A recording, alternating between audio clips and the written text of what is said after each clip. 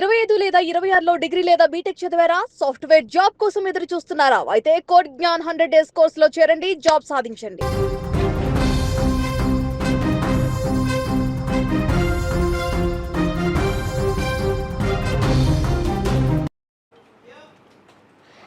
తమిళనాడులో జరిగినటువంటి ఎన్నికలకు సంబంధించి కేవలం ఒక సౌత్ ఇండియాలోనే కాకుండా దేశవ్యాప్తంగా కూడా తమిళనాడు ఎన్నికల ఫలితాల మీద మొత్తం దేశవ్యాప్తంగా అన్ని రాజకీయ పక్షాలన్నీ కూడా ఎదురు చూస్తున్నాయి ఈ ఫలితాల కోసం. ఎందుకంటే ఇక్కడ ఎప్పుడూ లేని విధంగా తమిళనాడు చరిత్రలోనే ఒక త్రిముఖ పోటీ ఇప్పుడు ప్రస్తుతం జరుగుతున్నటువంటి పరిస్థితి. ఈ పోటీలో ఎవరు నెగ్గుతారు, ఎవరు ఏ పార్టీ అక్కడ అధికారంలోకి వస్తుంది, ఏ పార్టీ ప్రభావం ఏ పార్టీ మీద చూపిస్తుంది, ఈ మూడు పార్టీలు ఎవరికి లాభం చేకూరుస్తాయి, ఎవరికి నష్టం కలిగిస్తాయి అనేటువంటి లెక్కల్లో అన్ని పార్టీలు కూడా మునిగి తేలుతున్నాయి. ప్రస్తుతం ఇక్కడ తమిళనాడులో జరిగినటువంటి ఎన్నికల్లో అందరికంటే కూడా విజయ్ వైపు టీవీకే పార్టీ అధినేత, సినిమా హీరో, ఒక స్టార్ హీరోగా మాస్ ఇమేజ్ కలిగినటువంటి విజయ్ వైపు ఇప్పుడు మొత్తం దేశవ్యాప్తంగా అన్ని రాజకీయ పక్షాలు చూస్తున్నాయి. ఎందుకంటే తమిళనాడు రాజకీయాలు మొదటి నుంచి కూడా సినిమా రంగానికి రాజకీయాలకి ఒక అవినాభావ సంబంధం ఉందనే చెప్పాలి. అక్కడ ముఖ్యమంత్రులుగా ఆ పీఠాన్ని అధిరోహించాలన్నా కూడా, ఖచ్చితంగా అక్కడ ప్రజల మన్ననలు పొందాలన్నా కూడా సినిమా రంగానికి సంబంధించినటువంటి వారికే ఇప్పటి వరకు కూడా అక్కడ ముఖ్యమంత్రులుగా ఉన్నటువంటి పరిస్థితి ఉంది.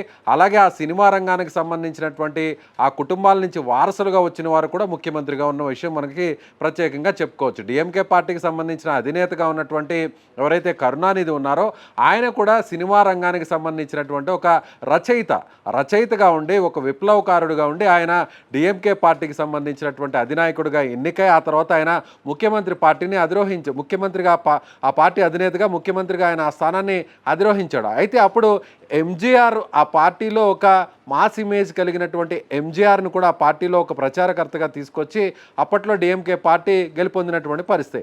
అయితే ఎంజీఆర్కి కరుణానిధికి విభేదాలు రావడంతో ఎంజీఆర్ పార్టీని వీడి కరుణానిధితో విభేదాలు వచ్చిన తర్వాత అన్నా డిఎంకే అంటే డిఎంకే పార్టీకి పోటీగా ఏఐడిఎంకే అనేటువంటి ఒక పార్టీని స్థాపించి ఆయన పార్టీని స్థాపించిన కొన్ని రోజుల్లోనే ముఖ్యమంత్రిగా ఆయన ఆ స్థానాన్ని అధిరోహించారు. వరుసగా 3 సార్లు ఆయన ముఖ్యమంత్రిగా అయినటువంటి పరిస్థితి. అయితే ఇప్పుడు ఎంజీఆర్ అటు సినిమా రంగంలో ఒక స్టార్ హీరోగా నెంబర్ 1 హీరోగా ఉన్న ఎంజీఆర్ ఆ తర్వాత పార్టీ పెట్టిన తర్వాత ముఖ్యమంత్రి అయ్యారు. ఆ తర్వాత ఎంజీఆర్ చనిపోయిన తర్వాత రాజకీయాల్లో కాస్త వెలితి ఏర్పడినటువంటి పరిస్థితి. అంటే అన్నాడీఎంకే పార్టీని నడిపేవారు లేక ఆయన స్థానంలో ఆయన సతీమణి కొంతకాలం పార్టీని నడిపారు, కానీ ఎక్కడ కూడా ఆ పార్టీ మనుగడ సాధించలేనటువంటి పరిస్థితి ఉంది. అయితే ఇప్పుడు ఎంజీఆర్ వారసురాలుగా జయలలిత పార్టీకి సంబంధించినటువంటి బాధ్యతలను ఎప్పుడైతే ఆమె తీసుకున్నారో ఆ తర్వాత ఆమె పార్టీని ఘన విజయం సాధించేలా చేసి ఆమె కూడా ముఖ్యమంత్రిగా అయ్యారు. జయలలిత కూడా ఒక హీరోయిన్గా నటించారు. అప్పట్లో ఎంజీఆర్తో కలిసి అనేక సినిమాల్లో కూడా నటించారు. అలాగే తెలుగు సినిమాల్లో ఎన్టీఆర్ లాంటి అగ్ర హీరోలతో కూడా నటించినటువంటి పరిస్థితి. సో జయలలిత కూడా ఒక స్టార్ హీరోయిన్ ఇమేజ్ ఉన్నటువంటి జయలలిత అక్కడ ఒక మాస్ లీడర్గా ఎదిగినటువంటి పరిస్థితి. సో అటు కరుణానిధికి జయలలితకు మధ్య జరిగినటువంటి ఆ పోరు, ఆ రెండు పార్టీలు ఇద్దరు నేతల మధ్య జరిగినటువంటి ఆ పోటీ కూడా మనం గత కొన్ని దశాబ్దాలుగా చూస్తూ వచ్చాం. అయితే ఇప్పుడు జయలలిత మరణం తర్వాత అలాగే కరుణానిధి మరణం తర్వాత కూడా కరుణానిధి వారసుడుగా స్టాలిన్ రావడం జరిగింది. డిఎంకే పార్టీని ఆయన అధిరోహించడం, ఆ పార్టీకి సంబంధించిన అగ్రనేతగా మొన్న గత ఎన్నికల్లో డిఎంకేకి బంపర్ మెజారిటీ ఇచ్చారు. అదేవిధంగా జయలలిత మరణం తర్వాత ఆమె వారసుడుగా ఎవరు కూడా రాలేనటువంటి పరిస్థితి. ఆమె చనిపోయిన తర్వాత, ఆమె అధికారంలో ఉన్న సమయంలోనే చనిపోయిన తర్వాత ఆ స్థానాన్ని పళనిస్వామి అధిరోహించినప్పటికీ కూడా అంత మాస్ ఇమేజ్ లేకపోవడం, సినిమా రంగానికి సంబంధించినటువంటి వ్యక్తి కాకపోవడంతో గత ఎన్నికల్లో పళనిస్వామి నాయకత్వంలో అన్నాడీఎంకే బరిలో దిగినప్పటికీ కేవలం తక్కువ స్థానాలకే పరిమితమైంది.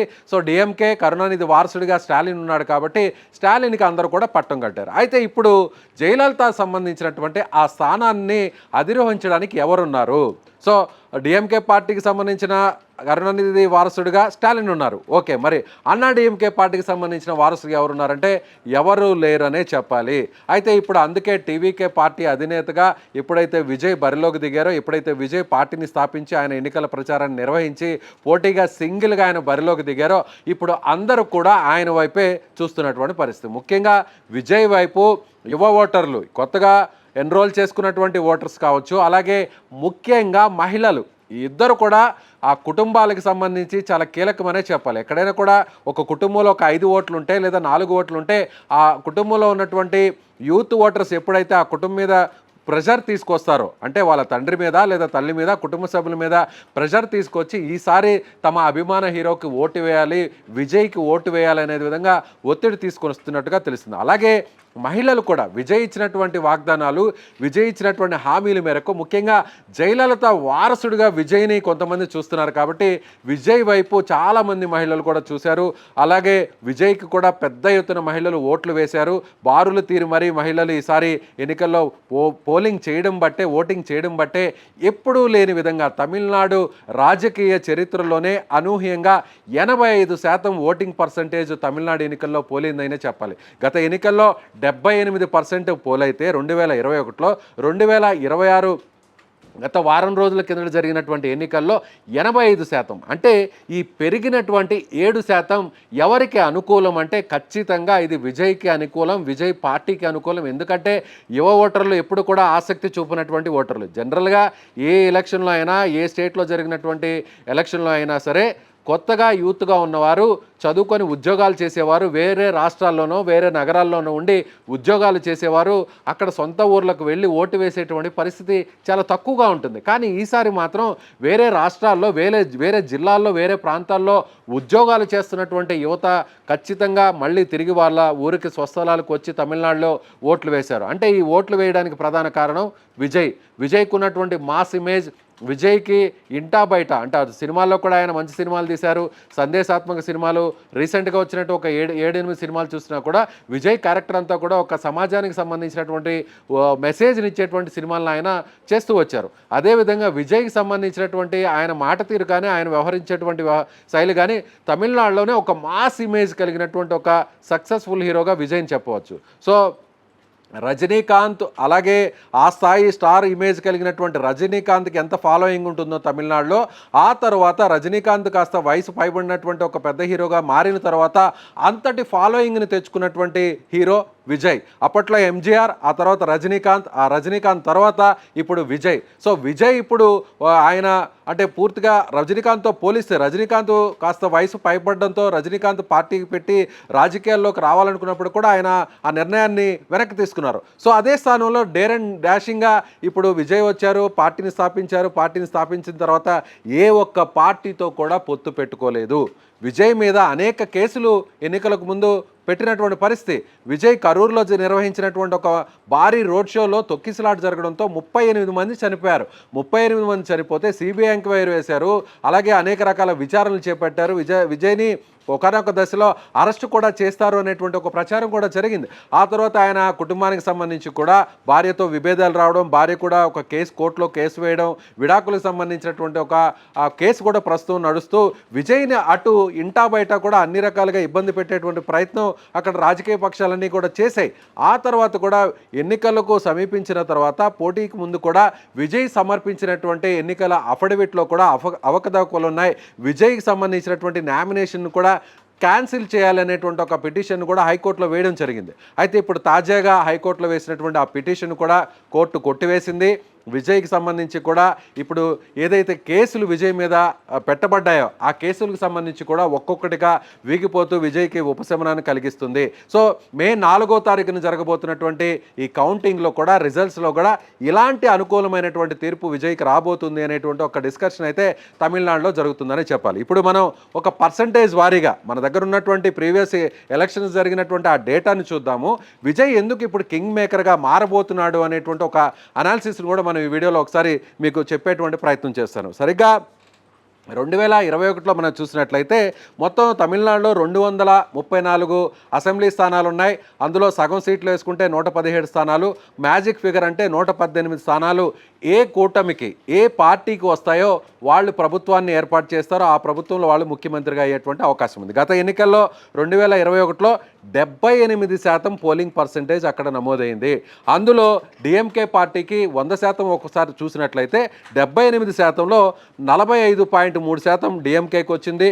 అలాగే ఏఐడిఎంకేకి 39% వచ్చింది, ఇతరులకు 14% వచ్చింది. అంటే దాదాపుగా 15%. అంటే డిఎంకేకు ఏఐడిఎంకేకు మధ్య ఉన్నటువంటి అక్కడ గెలుపు శాతం ఎంత అంటే 6%. 6% తేడాతోనే భారీ విజయాన్ని అక్కడ సాధించింది డిఎంకే పార్టీ. డిఎంకే పార్టీకి వచ్చినటువంటి సీట్లని, డిఎంకే పార్టీ అంటే డిఎంకే కూటమిలో చూసినట్లయితే డిఎంకే పార్టీ, కాంగ్రెస్ పార్టీ, వామపక్షాలు, ఇతర తమిళనాడులో ఉన్నటువంటి చిన్న చిన్న పార్టీలన్నీ కలుపుకొని ఒక కూటమిగా ఏర్పాటై అక్కడ డిఎంకే పార్టీకి వచ్చినటువంటి స్థానాలు చూసినట్లయితే ఆ కూటమికి 133 స్థానాలు వచ్చాయి. అంటే బంపర్ మెజారిటీ వచ్చింది. 1/3% అక్కడ ఆ పార్టీకి గత ఎన్నికల్లో వచ్చాయి.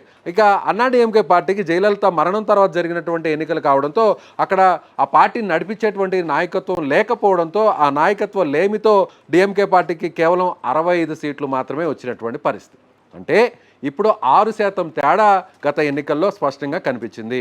అంతకుముందు ఎన్నికలను ఒకసారి మనం పరిశీలించేటువంటి ప్రయత్నం చేద్దాం. 2016లో జరిగినటువంటి అసెంబ్లీ స్థానాల్లో తమిళనాడు ఎన్నికల్లో అప్పుడు దాదాపుగా ఏఐడిఎంకే అంటే అప్పుడు అధికారంలోకి అన్నాడీఎంకే రెండోసారి వచ్చింది. అప్పుడు వచ్చినటువంటి ఓట్ల శాతం చూసినట్లయితే అప్పుడు 40.8% అన్నాడీఎంకేకి వచ్చింది. అప్పుడు జయలలిత సారథ్యంలోని ఎన్నికలు జరిగాయి. రెండవసారి ఆమె వరుసగా ముఖ్యమంత్రి అయ్యారు.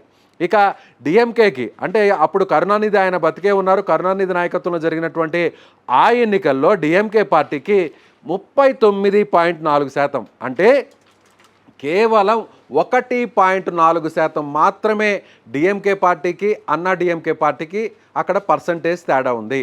ఈ పర్సంటేజ్ తేడాలోనే అంటే 1.4% తేడాతోనే అన్నా డిఎంకే పార్టీకి 136 సీట్లు వచ్చాయి. డిఎంకే పార్టీకి ఆ కూటమికి 98 సీట్లు వచ్చాయి. అంటే దాదాపుగా 40 సీట్ల తేడా, 1.5%తోనే 40 సీట్లు తేడా వచ్చాయంటే ఇక 1% ఇప్పుడు త్రిముఖ పోటీ జరిగితే 1% తేడా వచ్చినా కూడా అంటే ఫస్ట్ ప్లేస్లో నిలిచినటువంటి పార్టీకి, సెకండ్ ప్లేస్లో నిలిచినటువంటి పార్టీకి డిఫరెన్స్ ఒకవేళ చూస్తే చాలా దగ్గరగా వచ్చినటువంటి ఒక మార్జిన్ వచ్చినా కూడా అక్కడ గెలుపోటములు పూర్తిగా తారుమారైపోతాయి. కానీ గత ఎన్నికల్లో అలాగే 2011లో ఒకసారి చూద్దాం మనం. 2011లో అప్పుడు జయలలిత ముఖ్యమంత్రి, మళ్ళీ ఆమె కూడా ముఖ్యమంత్రి అయ్యారు, అంతకుముందు అయ్యారు. అప్పుడు అన్నాడీఎంకే పార్టీకి 51% బంపర్ మెజారిటీ అక్కడ పోలింగ్ పర్సంటేజ్ వచ్చింది. సో అప్పుడు 203 స్థానాలు జయలలితకు రావడం జరిగింది. డిఎంకే పార్టీకి కరుణానిధి నాయకత్వంలో 2011లో 39.5% అంటే కేవలం 31 స్థానాలకే 234లో డిఎంకే పార్టీ సాధించగలిగింది.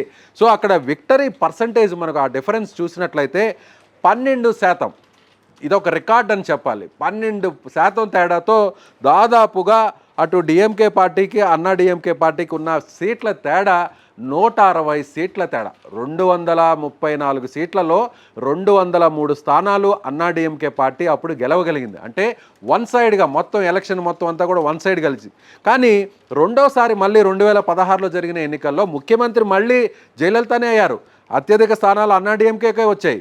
కానీ కేవలం 1.4% మాత్రమే తేడా ఉంది. అయినా కూడా 136 స్థానాలు అన్నా డిఎంకేకి వచ్చాయి, డిఎంకేకి 98 స్థానాలు. అంటే పోలింగ్ పర్సంటేజ్ ఎంత కీలకం అనేది ఈ ఎన్నికలు, తమిళనాడు ఎన్నికల్లో ప్రీవియస్గా జరిగినటువంటి 3-4 ఎన్నికలను కూడా మనం పరిశీలించితే మనకి చాలా స్పష్టంగా అర్థమవుతుంది. అంటే ఇప్పుడు విజయ్కి ఎంత పర్సంటేజ్ వస్తుంది?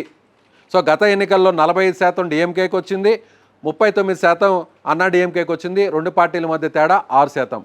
అయితే ఇప్పుడు ఈ రెండు పార్టీలకు సంబంధించినటువంటి ఓటు బ్యాంకును విజయ్ చీల్చబోతున్నాడు. ముఖ్యంగా యువత ఓటింగ్ అంతా కూడా చీల్చబోతున్నాడు. యూత్ అనేది రెండు పార్టీలకు ఉంటారు కాబట్టి రెండు పార్టీల నుంచి కూడా యువత చీలిపోతుంది. అలాగే ముఖ్యంగా మహిళల ఓట్లు అంటే ప్రధానంగా చూసినట్లయితే అన్నా డిఎంకేకి మొదటి నుంచి కూడా జయలలిత ఉన్నారు కాబట్టి జయలలితకు సంబంధించి కూడా మహిళలు ఎక్కువగా ప్రజాదరణ చూపిస్తారు కాబట్టి సో జయలలితకు కాస్త ఎక్కువగా మహిళల ఓట్ల పర్సంటేజ్ ఉండేది. కానీ జయలలిత ఇప్పుడు లేకపోవడం వల్ల అన్నా డిఎంకేకి ఆ మైనస్ పడుతుంది. అదేవిధంగా ఏ ఎన్నికల్లో అయినా సరే తమిళనాడులో మహిళలు ఎవరి వైపు నిలుస్తారో వాళ్లే అధికారంలోకి రావడం అనేది పక్కాగా ఇప్పటివరకు జరిగినటువంటి 5-6 ఎన్నికల్లో మనం చూసినటువంటి పరిస్థితి. అయితే ఇప్పుడు ఈ ఎన్నికల్లో మహిళలు ఒకసారి స్టాలిన్ని చూసేసాం, చాలాసార్లు డిఎంకే పార్టీకి అధికారాన్ని ఇచ్చాం. అన్నా డిఎంకే పార్టీని ఇప్పుడు నడిపించేటువంటి నాయకుడు లేడు. ఒక మాస్ ఇమేజ్ ఉండి క్రౌడ్ పుల్లర్గా ఉండేటువంటి ఆ నాయకత్వం కలిగినటువంటి పరిస్థితులు ఇప్పుడు ఆ పార్టీకి లేవు. సో ఇప్పుడు ఆ స్థాయిలో ఒక మాస్ ఇమేజ్ ఉండి రాష్ట్ర వ్యాప్తంగా అందరికీ తెలిసినటువంటి ఒక వ్యక్తిగా నాయకుడిగా ఎవరు అంటే అది ఖచ్చితంగా విజయ్ ఉన్నాడు. కాబట్టి విజయ్ ఒక ప్రజాకర్షణ కలిగినటువంటి నాయకుడు కాబట్టి ఆయన ఆల్రెడీ సినిమాల్లో ఒక సక్సెస్ఫుల్ హీరోగా, ఒక మాస్ స్టార్ హీరోగా ఉన్నాడు కాబట్టి సో విజయ్ వైపు ఈసారి మహిళలు పెద్ద ఎత్తున చూశారు. విజయ్ కూడా ఇచ్చినటువంటి హామీలు కావచ్చు, వాగ్దానాలు కావచ్చు, అలాగే విజయ్ ఒంటరిగా పోటీ చేశాడు. ఇక్కడ విజయ్ ఒంటరిగా పోటీ చేయడంతో అటు పైనుంచి కేంద్రం నుంచి కావచ్చు, రాష్ట్రంలో అధికారంలో ఉన్నటువంటి పార్టీలు కావచ్చు విజయ్ మీద ఒత్తిడి తీసుకొచ్చి కేసులు బనాయించారు అనేటువంటి ఒక సానుభూతి పెద్ద ఎత్తున అక్కడ విజయ్కి తమిళనాడులో వచ్చింది. అది మహిళల ఓట్లు విజయ్ వైపు టర్న్అవుట్ అవడానికి ప్రధానంగా అక్కడ కీలక భూమిక పోషించాయనేదే చెప్పాలి. కాబట్టి ఇప్పుడు మహిళలు విజయ్కి భారీ స్థాయిలో కానీ నిలబడితే విజయ్కి భారీ స్థాయిలో ఓటింగ్ పర్సంటేజ్ పెరగబోతుంది. అంటే స్టార్ట్ అవబోతుంది. ఫస్ట్ టైం పోటీ చేశారు కాబట్టి. అంటే ఇప్పుడు ఒకవేళ విజయ్ కనీసం 20 నుంచి 25%, ఒకవేళ అధికారాన్ని కొల్లగొట్టాలంటే, అధికారాన్ని ఆయన స్థాపించాలంటే, ఆయన పార్టీ అధికారంలోకి రావాలంటే ఖచ్చితంగా 35% పైబడే అక్కడ పార్టీ సాధించాల్సినటువంటి పరిస్థితి. ఒకవేళ 3 పార్టీలు ఒకవేళ 100% 3 పార్టీలు త్రిముఖంగా పోటీలో ఉన్నాయి కాబట్టి 3 పార్టీలు చేర్చుకున్నా కూడా 30% వేసుకున్నా కూడా, ఒకవేళ భారీ మెజారిటీ వచ్చినా కూడా ఒక పార్టీకి 40% లేదా 37% వచ్చినా కూడా, ఇంకొక పార్టీకి 30-32 మధ్య ఆగిపోయినా కూడా, ఇంకొక పార్టీకి 25% వచ్చినా కూడా ఇప్పుడు ఫస్ట్ ప్లేస్ ఎవరు, సెకండ్ ప్లేస్ ఎవరు, థర్డ్ ప్లేస్ ఎవరు అనేది ఇప్పుడు అక్కడ నిర్ణయించుకోవాల్సినటువంటి పరిస్థితి. ఒకవేళ విజయ్ అధికారాన్ని స్థాపించాలి అంటే ఖచ్చితంగా విజయ్ కానీ 35% కానీ పోలింగ్ పర్సంటేజ్ విజయ్ వైపు వస్తే వన్ సైడ్. సో విజయ్కి అక్కడ 118 సీట్లు మెజారిటీ రావడం అనేది పక్కా. కానీ విజయ్కి అంత శాతం ఫస్ట్ టైం ఆయన పోటీ చేశాడు. ఎక్కడ ఎన్నికల్లో ₹1 కూడా ఖర్చు పెట్టలేదు. డిఎంకే పార్టీ ఎన్నికల్లో ఖర్చు పెట్టింది. ఒక్కొక్క అభ్యర్థి ₹1000, 1500, కొన్ని చోట్ల 2000 కూడా ఇచ్చినటువంటి పరిస్థితి అధికారంలో ఉన్నటువంటి పార్టీ. అలాగే అన్నా డిఎంకే పార్టీ కూడా కొన్ని చోట్ల ₹1000, కొన్ని చోట్ల 1500 కూడా ఇచ్చినటువంటి పరిస్థితి ప్రతిపక్షంలో ఉన్న అన్నా డిఎంకే. కాబట్టి విజయ్ ఎక్కడా కూడా ₹1 కూడా ఖర్చు పెట్టకుండా ఎన్నికల్లో పోటీ చేశాడు. కాబట్టి ఈసారి డబ్బులు ఖర్చు పెట్టకుండా ఎన్నికల్లో అన్ని సీట్లు, అన్ని ఓట్లు సాధించడం సాధ్యమేనా అనేది ఇప్పుడు అందరూ కూడా రాజకీయ విశ్లేషకులు అంచనా వేస్తున్నటువంటి మాట. అయితే ఇప్పుడు ప్రధానంగా ఇప్పటివరకు తమిళనాడులో ఉన్నటువంటి ఆ సాంప్రదాయానికి విజయ్ చెక్కు పెట్టబోతున్నాడు. డబ్బులు ఖర్చు పెట్టకపోయినా కూడా 35% రాకపోయినా కూడా 20 నుంచి 25% వచ్చినా కూడా విజయ్కి వచ్చేటువంటి సీట్ల సంఖ్య ఖచ్చితంగా 25 నుంచి 35 వరకు కూడా చేరుకుంటుంది. విజయ్ చీల్చేటువంటి ఓట్లన్నీ కూడా ఆ మెజారిటీని, అంటే అధికార పార్టీ మెజారిటీ అయినా ఉండొచ్చు, లేదా ఆ ప్రతిపక్ష పార్టీ అన్నా డిఎంకే పార్టీకి వచ్చేటువంటి మెజారిటీ అయినా కూడా విజయ్ చీలుస్తాడు. కాబట్టి అక్కడ డిఎంకే, అన్నా డిఎంకేలో ఒకవేళ డిఎంకే ఫస్ట్ ప్లేస్లో గెలవాల్సి ఉండి సెకండ్ ప్లేస్లో అన్నా డిఎంకే ఉంటే విజయ్ వచ్చాడు. కాబట్టి విజయ్కి వచ్చే ఓట్లు అది డిఎంకే నుంచి అయినా పడవచ్చు, అన్నా డిఎంకే నుంచి అయినా పడవచ్చు. విజయ్ చీల్చే ఓట్లు అది కనీసం ఒక్కొక్క నియోజకవర్గంలో విజయ్కి 20,000 ఓట్లు, లేదు రమారమి చూసినట్లయితే ఒక 10,000 ఓట్లు వచ్చినా కూడా అది ఖచ్చితంగా గెలుపుటములను తారుమారు చేస్తుంది. ప్రధానంగా ఈ పార్టీల మీద ఆ ప్రభావం చూపిస్తుంది. మరొక విషయాన్ని కూడా ఈ విశ్లేషణలో నేను చెప్పదలుచుకున్నాను.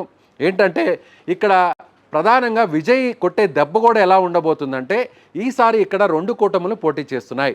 అన్నా డిఎంకే కూటమిలో బీజేపీ ఉంది, పిఎంకే పార్టీ ఉంది, ఇతర చిన్న చితక పార్టీలు ఉన్నాయి. అలాగే డిఎంకే పార్టీలో డిఎంకే ఉంది, కాంగ్రెస్ పార్టీ ఉంది, వామపక్ష పార్టీలు ఉన్నాయి, మిగిలినటువంటి చిన్న చితక పార్టీలు ఉన్నాయి. ఈ పార్టీలు కూడా సీట్ల షేరింగ్ అనేది ఇవ్వడం జరిగింది. 234 స్థానాల్లో డిఎంకే పోటీ చేసిన స్థానాలు 176 మాత్రమే. అన్నా డిఎంకే పోటీ చేసిన స్థానాలు 172 మాత్రమే. కాంగ్రెస్ పార్టీ డిఎంకేకి 28 సీట్లు ఇచ్చింది, డిఎండికేకు 10 సీట్లు ఇచ్చింది, సిపిఐకు 5 సీట్లు ఇచ్చింది, సిపిఎంకు 5 సీట్లు ఇచ్చింది. అన్నా డిఎంకే కూటమిలో, ఎన్డీఏ కూటమిలో అన్నా డిఎంకే 172 స్థానాల్లో పోటీ చేసింది, బీజేపీకి 33 స్థానాలు ఇచ్చింది, పిఎంకే పార్టీకి 18 స్థానాలు ఇచ్చింది, ఏఎంఎంకేకు 11 స్థానాలు ఇచ్చింది. సో డిఎంకేకి సంబంధించిన సాంప్రదాయ ఓటర్లు మిత్రపక్షాలైనటువంటి కాంగ్రెస్కి వేయడానికి ఇష్టం లేకపోయినా, లేదంటే డిఎండికే వేయడానికి ఇష్టం లేకపోయినా, వామపక్షాలకు వేయడానికి ఇష్టం లేకపోయినా వాళ్ళ ఓట్లు డిఎంకే పార్టీకి అనుకూలంగా ఉన్న ఓట్లు కూడా విజయ్ వైపు వేసేటువంటి అవకాశం ఉంది. అదేవిధంగా అన్నా డిఎంకేకి సంబంధించినటువంటి సాంప్రదాయ ఓటర్లు, అనుకూల ఓటర్లు కూడా అక్కడ బీజేపీకి 33 సీట్లు ఇచ్చారు, పిఎంకేకి 18 సీట్లు ఇచ్చారు, ఏఎంఎంకేకి 11 సీట్లు ఇచ్చారు. కాబట్టి అన్నా డిఎంకేకి సంబంధించిన సాంప్రదాయ ఓటర్లు, ఆ ఫ్యాన్స్, ఆ పార్టీకి సంబంధించిన క్రియాశీలక నాయకులు, కార్యకర్తలు కూడా ఒకవేళ ఇతర పార్టీలకు వేయడానికి, మిత్ర పార్టీలకు వేయడానికి ఇష్టం లేకపోతే విజయ్ వైపు చూసేటువంటి అవకాశం ఉంది.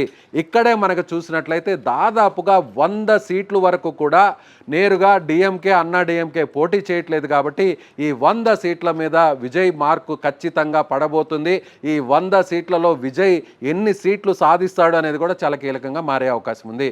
అలాగే విజయ్ ప్రధానంగా అర్బన్ సీట్ల మీద ఇక్కడ కాన్సన్ట్రేట్ చేశాడు. ఆయన పెరంబూర్లో, తమిళనాడులో ఉన్న చెన్నై నగరంలోనే పోటీ చేశారు. అలాగే మరో స్థానంలో తిరుచిరాపల్లికి సంబంధించిన ఈస్ట్ స్థానం నుంచి పోటీ చేశాడు. విజయ్ చదువుకున్న వాళ్ళు ఈసారి విజయ్ వైపు చూస్తున్నారనేటువంటి ఒక చర్చ పెద్ద ఎత్తున నడుస్తుంది. దానికి సంబంధించిన సర్వే ఫలితాలు కూడా ఇప్పటి వరకు వచ్చాయి. అదే జరిగితే గత ఎన్నికల్లో చెన్నై మహానగరంలో ఉన్నటువంటి మొత్తం సీట్లు 22. 22కి 22 గత ఎన్నికల్లో డిఎంకే క్లీన్ స్వీప్ చేసింది అక్కడ. అయితే ఈసారి అక్కడ మళ్ళీ విజయ్ పోటీ చేస్తున్నాడు కాబట్టి, అలాగే గతంలో డిఎంకేకి సంబంధించిన ఇద్దరు కూడా, ఉదయనిధి స్టాలిన్ కావచ్చు, తండ్రి స్టాలిన్ కావచ్చు, ఇద్దరు కూడా చెన్నై నగరం నుంచే పోటీ చేశారు. కాబట్టి దాని ప్రభావం చెన్నై నగరంలో ఉన్న మిగతా సీట్ల మీద పడి క్లీన్ స్వీప్కు కారణమైంది. ఇప్పుడు విజయ్ అదే చేయబోతున్నాడా? అలాగే తిరుచిరాపల్లి కూడా 10 నుంచి 8 సీట్లు ఉన్నాయి. అక్కడ కూడా విజయ్ అక్కడ దుందుబి మోగించబోతున్నారు అంటున్నారు. అలాగే మదురైలో కూడా విజయ్కి సంబంధించినటువంటి పార్టీకి అనుకూలంగా వచ్చేటువంటి అవకాశాలు ఉన్నాయంటున్నారు. కోయంబత్తూరుకి సంబంధించి కూడా ఆ నగరంలో కూడా విజయ్కి అనుకూలంగా రాబోతున్నాయంటున్నారు. ఇక సేలం అలాగే మదురై ఇతర ప్రాంతాల్లో కూడా రమారమి సగం సీట్లలో కూడా విజయ్ హవా కనిపించేటువంటి అవకాశం ఉంది. ఇలా ఎట్లా చూసుకున్నా కూడా విజయ్కి కనీసంలో కనీసం ఒక 25 సీట్లు కానీ వస్తే ఖచ్చితంగా అక్కడ హంగు అనేది వస్తుంది. ఆ హంగులో విజయ్ కింగ్ మేకర్గా మారబోతున్నారు. విజయే సీఎం కాబోతాడు. విజయ్ ఎవరికి సపోర్ట్ చేస్తే ఆ పార్టీ అధికారంలోకి వస్తుంది. కాబట్టి విజయ్ ఖచ్చితంగా సీఎం స్థానాన్ని డిమాండ్ చేసేటువంటి అవకాశం ఉంది. నెంబర్ 1 ప్లాన్ ఏ అంటే పూర్తి స్థాయిలో ప్రజలంతా విజయ్ వైపు నిల్చుంటే విజయ్కే ఓట్లు వేస్తే విజయ్కి 35 పైబడి పోలింగ్ పర్సంటేజ్ నమోదైతే విజయ్ పార్టీయే పూర్తి స్థాయిలో ఏకపక్షంగా అధికారంలోకి వస్తుంది. ప్లాన్ బి, 2 పార్టీలను చీల్చి విజయ్ ఒకవేళ రెండో స్థానానికి పరిమితమైనా కూడా విజయ్కి ఖచ్చితంగా ఎవరైతే కూటమి ఉంటారో అన్నా డిఎంకే లాంటి కూటమి విజయ్కి సపోర్ట్ చేస్తారు. కాబట్టి విజయ్ మళ్ళీ అక్కడ ప్లాన్ బిలో కూడా సీఎం అయ్యేటువంటి అవకాశం ఉంది. ఇక ప్లాన్ సిలో కూడా హంగ్ వచ్చి డిఎంకేకి ఒకవేళ ఎక్కువ సీట్లు వచ్చినా, అన్నా డిఎంకేకి ఒకవేళ ఎక్కువ సీట్లు వచ్చినా అధికారాన్ని స్థాపించేటువంటి ఆ మ్యాజిక్ ఫిగర్కు దగ్గరలో ఆగిపోతే అప్పుడు ఆ కూటమిలు కూడా అధికారాన్ని చేపట్టే అవకాశం లేకపోతే ఖచ్చితంగా విజయ్ సపోర్టింగ్ వాళ్ళకి అవసరం ఉంటుంది. అప్పుడు కూడా విజయ్ సీఎం సీట్ని డిమాండ్ చేసేయచ్చు. లేదంటే తన సంబంధించినటువంటి ముఖ్య నాయకులు కీలకమైనటువంటి మంత్రిత్వ శాఖలను కూడా ఆయన డిమాండ్ చేయవచ్చు. ఇక్కడ మరొక విషయాన్ని కూడా చెప్పాలి. విజయ్ ఇప్పటికే సుడిగాలి పర్యటన చేస్తున్నారు. ఎన్నికల తర్వాత ఆయన మదురైకి వెళ్ళారు. మదురైలో మీనాక్షమ్మ అమ్మవారిని ఒక 2 రోజుల కిందట దర్శనం చేసుకున్నారు, పూజలు నిర్వహించారు. ముఖ్యంగా అక్కడ మురుగన్ టెంపుల్, ముఖ్యంగా తిరుచెందూరు అనేది తమిళనాడులో ఒక ఫేమస్ టెంపుల్. ఉన్నటువంటి ప్రధాన ఆలయాల్లో తిరుచెందూరుకు ఒక ప్రత్యేకమైన విశిష్టత ఉంది. అక్కడ ఎంజీఆర్ కానీ, కరుణానిధి కానీ, జయలలిత కానీ ఎవరైనా కూడా ముఖ్యమంత్రి అయ్యే ముందు, ఎన్నికలకు ముందు అక్కడ వాళ్ళు వెళ్ళి ప్రత్యేక పూజలు నిర్వహించారు. అలా పూజలు నిర్వహించిన తర్వాత వాళ్ళు ముఖ్యమంత్రి స్థానాల్ని ఇప్పటి వరకు అధిరోహిస్తూ వచ్చారు. అలాంటి సెంటిమెంట్నే మళ్ళీ ఇప్పుడు విజయ్ కంటిన్యూ చేశాడు. అందుకే తిరుచెందూరుకు వెళ్ళి ఆయన నేరుగా సుబ్రహ్మణ్యేశ్వర స్వామి దగ్గర ఆయన పూజలు నిర్వహించి తాజాగా నిన్న సాయంత్రం ఆయన బయటకు రావడం జరిగింది. ఎటు చూసినా కూడా అలాగే రాజకీయ జ్యోతిష్యులు కూడా విజయ్ పార్టీ కింగ్ మేకర్గా మారబోతుంది, విజయ్ కింగ్ మేకర్గా మారబోతున్నాడు, విజయ్ అధికారంలోకి వచ్చినా కూడా ఆశ్చర్యపోనక్కర్లేదు, అన్ని పార్టీల మద్దతు అనేటువంటి ఒక జోస్యాన్ని కూడా చెప్పారు. ఎటు చూసినా కూడా తమిళనాడుకు సంబంధించి కూడా విజయ్ ఇప్పుడు ఒక పెద్ద రాజకీయాల్లో ఒక స్టార్గా కాబోతున్నాడు. సినిమాల్లోనే కాదు స్టార్. అది ఎలాంటి స్టార్ అంటే సీఎం సీట్లో కూర్చునేటువంటి స్టార్డమ్ వస్తుందా, అలాంటి జనాకర్షణ వస్తుందా, లేదంటే సీఎంని చేసేటువంటి ఒక కింగ్ మేకర్గా ఆ శక్తిని ఇప్పుడు అక్కడ ఓటర్లు ఇస్తారనేది కూడా మరొక 4 రోజుల్లో తేలేటువంటి అవకాశం ఉంది.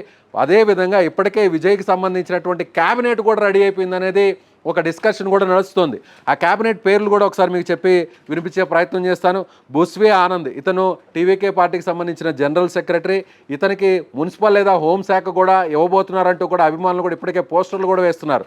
అలాగే ఆదవ్ అర్జున అనేటువంటి నాయకుడు సంబంధించి కూడా ఇతను టీవీకే పార్టీ ఎన్నికల వ్యూహకర్తగా ఎన్నికల్లో ఈ స్థాయిలో నిర్వహించడానికి ఇతను చాలా కీలకంగా వ్యవహరించారు. అలాగే కేఏ సెంగోట్టే అని ఇతను అన్నాడీఎంకే పార్టీలో మంత్రిగా పనిచేశాడు, సీనియర్ నాయకుడిగా కూడా ఉన్నాడు. కాబట్టి ఈయన కూడా ఇటీవల ఎన్నికలకు ముందు టీవీకే పార్టీలో జాయిన్ అయ్యి ఆయన కూడా పోటీ చేశారు. ఇక కేజీ అరుణ్ రాజ్ ఇతను పార్టీ సిద్ధాంతకర్త, ప్రచార బాధ్యతలన్నీ కూడా ఇతనే నెత్తిన వేసుకొని చేశాడు. ఇతను కూడా క్యాబినెట్లో ఉండేటువంటి అవకాశం ఉంది. ఇక మహిళా కోటాలో చూస్తే విజయలక్ష్మికి మహిళా కోటాలో కూడా క్యాబినెట్లో అవకాశం ఉంటుంది అనేది అక్కడ నాయకులు, అభిమానులు కూడా చెప్తున్నటువంటి పరిస్థితి. ఎటు చూసినా కూడా ఇప్పుడు తమిళనాడులో విజయ్ కీలకంగా కింగ్ మేకర్గా మారబోతున్నాడు. జయలలితకున్నటువంటి మాస్ ఇమేజ్ని, జయలలితగా ఉన్నటువంటి ఆ సినీ గ్లామర్ని, జయలలితకు ఉన్నటువంటి ఆ స్టార్డమ్ని రాజకీయాల్లో కూడా ఆ వారసత్వాన్ని విజయ్ కొనసాగించబోతున్నాడు అనేది ఇప్పుడు రాజకీయ పండితులు చెప్తున్నటువంటి మాట. ఇవన్నీ ఒక ఎత్తు అయితే రేపు మే 4వ తారీఖున జరగబోతున్నటువంటి రిజల్ట్స్ కౌంటింగ్లో వీటన్నిటి మీద కూడా స్పష్టత వస్తుంది. మరొక 24 గంటల్లో కూడా ఎగ్జిట్ పోల్స్ రాబోతున్నాయి. మరొక 24 గంటల్లో కూడా అక్కడ ఎన్నికలకు సంబంధించినటువంటి శాంపిల్స్ సేకరించిన సంస్థలు ఎలాంటి ఫలితాలను ఇస్తాయో తెలుసుకుందాం. సో మళ్ళీ కూడా మరొక 24 గంటల తర్వాత కూడా మరొక విశ్లేషణతో మీ ముందుకు వస్తాను. సో విజయ్ ఎలాంటి రోల్ను ప్లే చేయబోతున్నాడో, విజయ్ ఏ పొజిషన్లో ఉండబోతున్నాడో ఖచ్చితంగా ఈ వీడియో చూసిన వారు కామెంట్ చేయండి.